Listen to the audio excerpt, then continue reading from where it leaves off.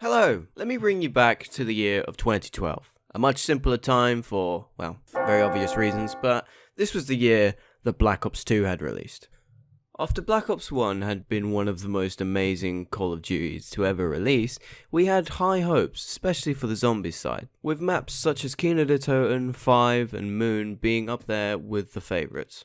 However, those hopes were shattered very quickly upon the release of Tranzit. Anyway, I thought it would be nice to go back and look at it, considering everything that's been released recently regarding Vanguard and Black Ops 4. Absolutely disgusting crimes against nature, those games. But, I thought I would see how Transit fares today. So without further ado, let's get into my review of one of the most controversial zombies maps ever released.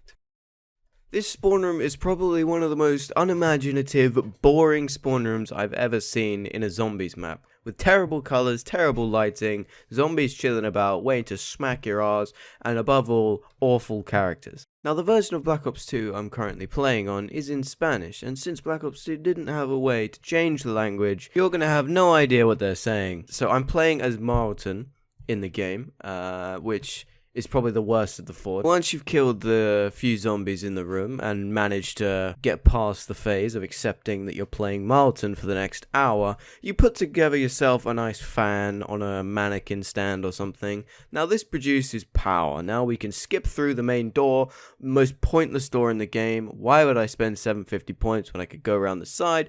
I don't know. Anyway, you get out of the spawn room, you get a part if it's there, and then you hop onto the bus. So the bus is going to be your main method of transportation throughout the map, because it is such a huge map, you could fit half of Vanguard into it.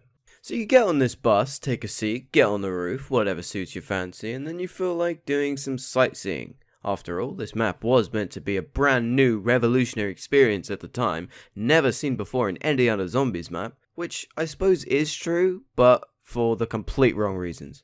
But unfortunately for you, any hopes of getting a peek at the landscape have been crushed by a fog thicker than Kim K's ass. This fog stands as yet another genius feature implemented by none other than Jimmy Zielinski. This is the kind of shit that got you fired. But regardless, after a short bus journey, you arrive at the diner where you have the box, speed cola, and another part for the bus hidden in a garage. You have time to spin the box once before the bus leaves you high and dry, and in my case, I got the SMR, one of the shittiest guns in the game. Anyway, back on the bus now, and our next stop is the farm, which is literally not worth the 750 points to enter. Yep, that's right, there is essentially nothing here other than a fridge and double tap root beer, which you probably won't even be getting because you need stamina up on this map because it's fucking huge. Anyway, you probably have nothing in the fridge, so best make your way back to the bus and keep going. Our third destination is the power, which gives you just enough time to get on before the bus once again dips. I don't even know why the bus is in such a hurry, like I am literally its only customer. The rest are literally walking corpses. But here we go, we got the power on in the playthrough, we made it back to the bus, no problems. And here we are, the town. It's salvation, essentially heaven of the map. But, unfortunately we have no weapons. Yep, that's right, no wall guns. I mean, there's a couple box locations, there's actually 2 in this one spot, I'm not quite sure why they did that. But, yeah, we didn't spin it enough times to get it to move because we had about 3 seconds to spin it at the diner, so yeah, not much to do here, and since you fucked up getting Pack-a-Punch open earlier, you're gonna have to go all the way back to the power before you can even use this place. I guess the best thing I can do now is head back to the power room, get a turbine, pop it down, and then maybe I'll have a chance opening Pack-a-Punch. Oh, but hang on, there's something I've missed. It's the denizens. The denizens are little gremlins in the fog that jump onto your face and scratch you until you can't see anymore, essentially, and if you don't have galvanuckles or a bowie knife, you could die very easily. Oh, I know what you're thinking, there's probably only a couple in the fog, not too bad. No, they spawn every, half a second, and usually there's at least 3 chasing you, so good luck outrunning them. Anyway, after I died and restarted, the next game actually had decent luck. Like, for example, I got the ray gun, I got a turbine.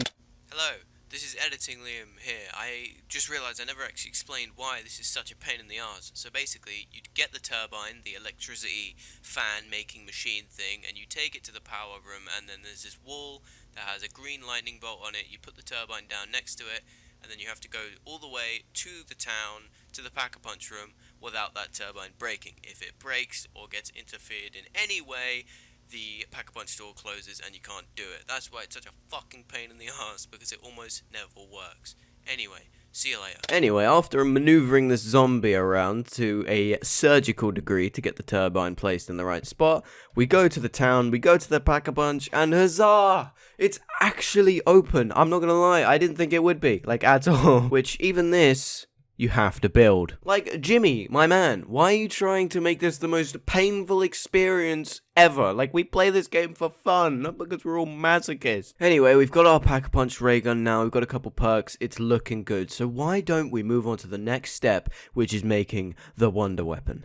The jet gun. Oh, hang on a minute, I know why, because it's a pain in the ass to build, and it's a fucking awful weapon, but I did it anyway because it's part of the map experience. Yeah, I had no idea what the parts were, so I had to Google them. I have literally never made this weapon before, but, you know, I thought I'd showcase it. We actually already picked up the tubing before, so we don't have to worry about that. We just need the other three parts, which is the wires, the little lever thing, and the dial. So after wandering aimlessly through the fog for literally half an hour, we bring the parts back to the town and we're able to make the best weapon in the game. So fun fact, this weapon actually does have like the highest damage ever in any COD game ever, but it overheats in half a second. So, you know, that's a fun little thing you've done there, Jimmy. Making the one gun that could make this map actually kind of enjoyable. Shit. So as you can see here, as I'm using it, the dial goes up so quickly there's no point. And if it gets to the very end, at the very end of the red, it explodes into pieces and you have to go pick them up and build them again. To be honest, I wouldn't even mind the overheat feature if it just didn't take so long.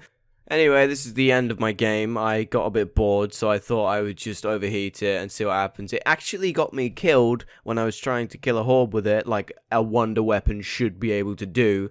But yeah, you go through all that effort, and then it breaks, and then as you can see, the parts are scattered around for me to pick them up. Yay.